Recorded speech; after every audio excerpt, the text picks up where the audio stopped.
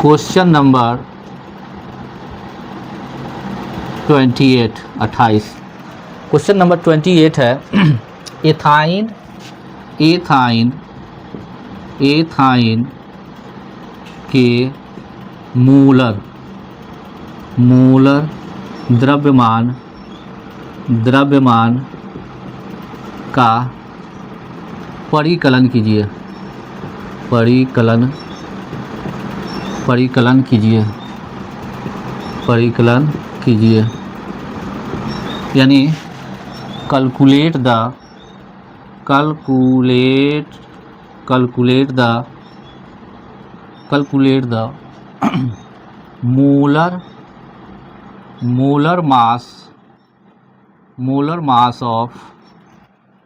Mass of ethyne. Solution करते हैं। पहले हम एथाइन का सूत्र पहले निकालते हैं। सॉल्व फार्मूला ऑफ एथाइन यानी एथाइन का सूत्र होता है क्या? तो C2 एल्काइन ग्रुप का है C2H2 एथाइन यानी एल्काइन ग्रुप का है। एल्काइन का सामान्य सूत्र क्या होता है? तो CnH2n-2 H का मतलब 2 तो ये C2 और H2 × 2 - 2 कितना हो जाएगा? C2H4 - 2 तो C2H2 इसका एथाइन का हो गया।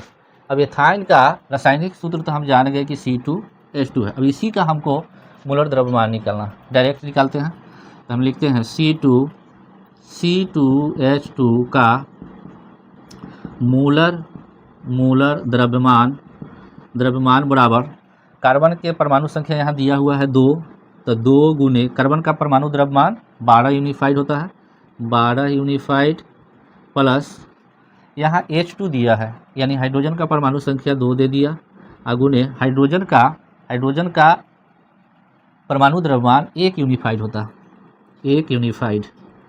अभी दोनों को मल्टीप्लाई कर दीजिए तो हम यहाँ पर इसको यूनिफाइड हटा दीजिए।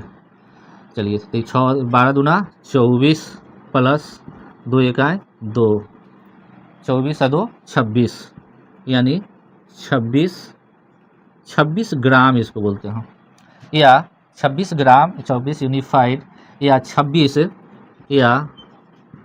26 ग्राम प्रति मोल के नाम से भी जानते हैं। इसको ऐसे नहीं लिख करके हम ऐसे भी लिख सकते हैं 26 ग्राम मोल इन्वर्स के नाम से भी जानते हैं, है कि नहीं।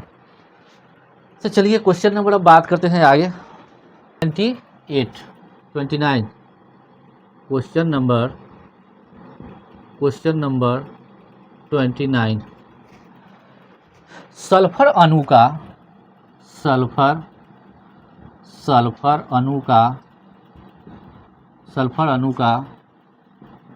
अणु का molar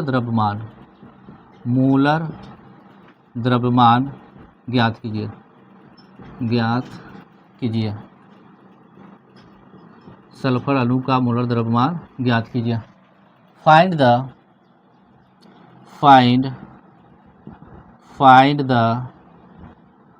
the molar mass of sulphur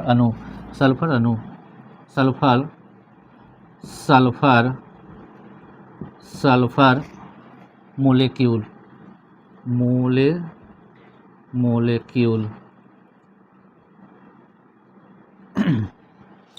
तो सल्फर अणु का जो सूत्र होता है हम डायरेक्ट निकालते हैं, सॉल्यूशन करते हैं।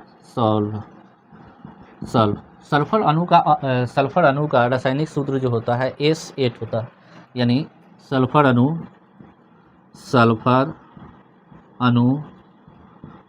अणु यानी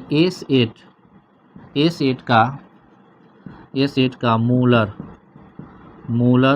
द्रव्यमान बराबर कितना? तो S8 है तो 8 × S का परमाणु द्रव्यमान कितना होता है? तो ये 32 ग्राम होता है 32 ग्राम। अब 32 में 8 से गुना करेंगे तो 8 दूना 16 और फिर 16 के 6 हासिल 1, 8 3 24 1 25, यानी 256 ग्राम हो गया। या इसको हम ऐसे लिख सकते हैं 256 ग्राम, 256 ग्राम प्रति मोल, या 256 ग्राम, 256 ग्राम मोल इनवर्स। अब बात करते हैं क्वेश्चन नंबर 30। फास्फोरस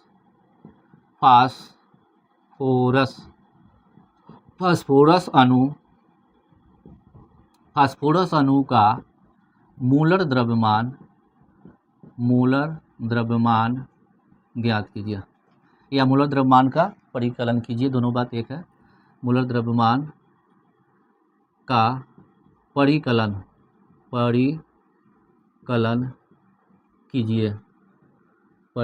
कीजिए, यानी कैलकुलेट द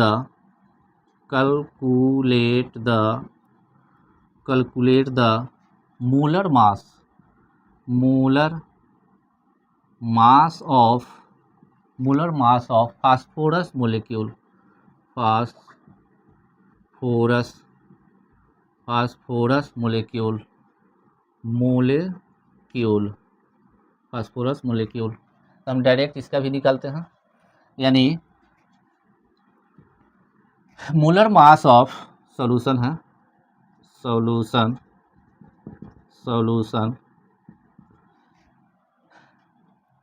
यानी फास्फोरस अणु का मोलर द्रव्यमान क्या होगा, तो लिखेंगे मोलर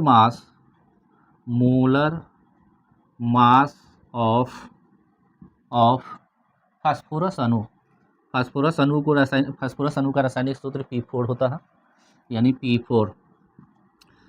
तो मोलर मास ऑफ P4, यानी फास्फोरस का परमाणु संख्या 4 है। अब फास्फोरस का परमाणु द्रव्यमान जो होता है 31 होता है, 31 होता है, यानी 31 से इसमें मल्टीप्लाई कर देते हैं, गुना करेंगे तो 4 इकाई 4 और 4 तिहाई 12, यानी 124 ग्राम, 124 ग्राम बोलेंगे, या 100, या इसको ऐसे लिखो और, या 124 ग्राम प्रति मोल, पर मोल, या 124 ग्राम मोल इनवर्स। यही इसका आंसर हुआ। चलिए अब अनुपात करेंगे क्वेश्चन नंबर 31। क्वेश्चन नंबर 31 में बात करेंगे नाइट्रिक अम्ल का मोलर द्रव्यमान ज्ञात कीजिए। नाइट्रिक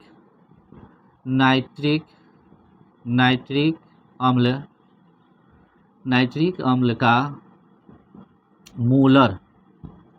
मोलर द्रव्यमान का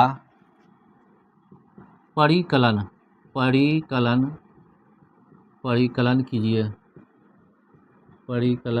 कीजिए, यानी कैलकुलेट द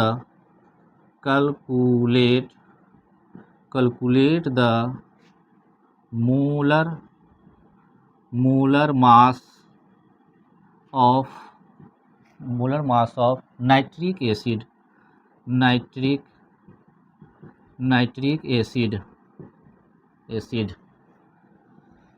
चलिए इसका सॉल्यूशन करते हैं। सॉल्यूशन नाइट्रिक एसिड का सूत्र होता है HNO3, यानी नाइट्रिक अम्ल का मोलर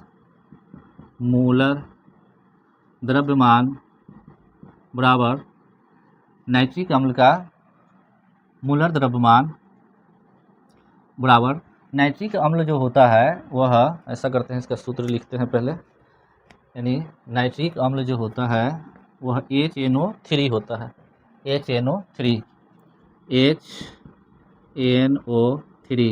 का मोलर द्रव्यमान बराबर हाइड्रोजन कितना दिख रहा है? 1। 1 गुने हाइड्रोजन का परमाणु द्रव्यमान 1 यूनिफाइड प्लस, यूनिफाइड छोड़ देते हैं, ग्राम लिखना पड़ेगा, प्लस नाइट्रोजन 1 दिख रहा है, 1 गुने नाइट्रोजन का परमाणु द्रव्यमान 14 यूनिफाइड होता है, प्लस फिर ऑक्सीजन कितना दिख रहा है? तो 3, और ऑक्सीजन का परमाणु द्रव्यमान 16 होता है। इस प्रकार से गुना कर दीजिए, 1 और 1 में गुना करेंगे तो 1 हो गया, प्लस फिर 1 और 14 में गुना करेंगे तो 14 प्लस 16 3 में गुना करेंगे तो 16 तिया 48, यानी सबको जोड़ दीजिए तो 14 1 15 48, 48 और 15 को जोड़ यानी 63 ग्राम या इसको बोलते हैं 63 ग्राम प्रति मोल या 63 ग्राम मोल इनवर्स। चलिए अब के लिए प्रश्न है, एक प्रश्न कि बेकिंग पाउडर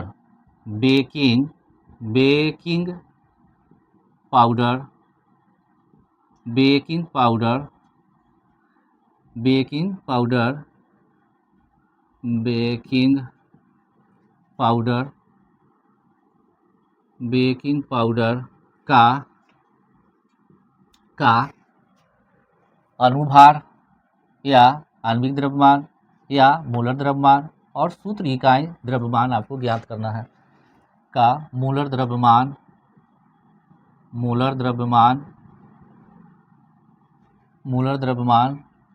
कौमा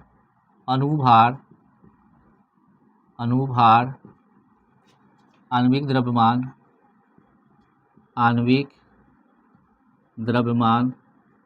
और सूत्र इकाई द्रव्यमान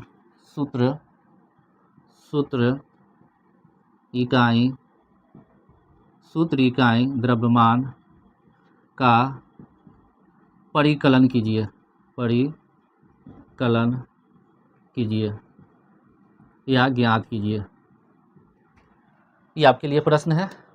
इस प्रश्न का आंसर का इंतज़ार मुझे रहेगा। इसका आंसर आप कमेंट में दीजिए।